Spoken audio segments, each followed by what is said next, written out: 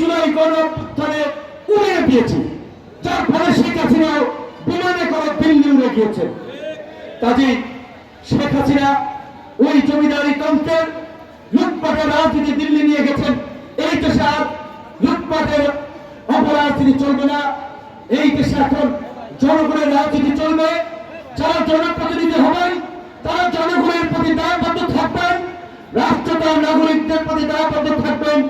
Police, RAB, আইন শৃঙ্খলা বাহিনী কোন দলীয় বাহিনী হবে না, কোন সরকারের পেটার বাহিনী হবে না, তারা জনগণের সেবা দানকারী একটি প্রতিষ্ঠান হবে।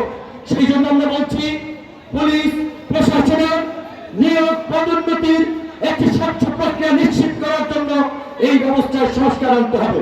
পুরানো ব্যবস্থা দিয়ে নতুন রাষ্ট্র ব্যবস্থা সম্ভব নয়। আজকের সেই কোটা সংস্কার আন্দোলন থেকে রাষ্ট্র সংস্কারের লক্ষ্যে আমরা একটি ছাত্র সংগঠন থেকে একটি রাজনৈতিক দল গঠন করেছিলাম। নিরাপদ সড়ক আন্দোলনে স্কুল কলেজের কিশোরেরা যেই রাষ্ট্র সংস্কারের আওয়াজ তুলেছিল, সেই রাষ্ট্র সংস্কারের আজকে আমাদের সামনে সুযোগ হয়েছে, আজকে আমাদেরকে সুযোগ এনে দিয়েছে। তাই আমরা বলছি রাষ্ট্র পুনর্গঠন না করে, রাষ্ট্র ব্যবস্থার পরিবর্তন না করে আমরা কোনো নির্বাচন চাই না। নির্বাচনী ব্যবস্থা সংস্কার আনতে হবে। ছাত্র ঐক্যমত্য কমিশনের আলোচনায় দ্বিকক্ষ বিশিষ্ট সংসদের আলোচনা হচ্ছে।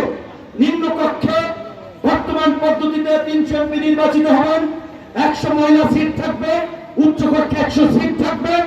উচ্চ কক্ষের সিট হবে নিম্ন কক্ষে নির্বাচনে অংশগ্রহণকারী দলের প্রাপ্ত ভোটের অনুপাতে, যেটাকে বলে পিআর পদ্ধতি। পুরো নির্বাচন না, উচ্চ কক্ষ মানে আপার হাউজের 100 প্রতিনিধিত্ব হবে পিআর পদ্ধতিতে। পিআর পদ্ধতি কি?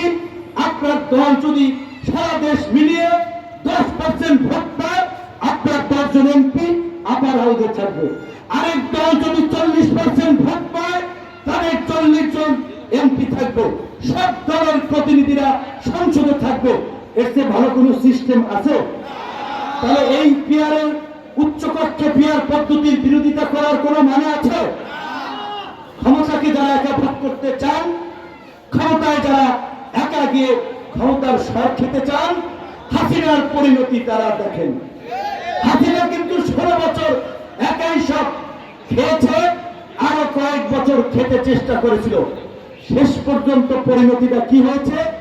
দুপুরের ভাত রান্না করা ছিল, তিনি খেতে সময় পান নাই,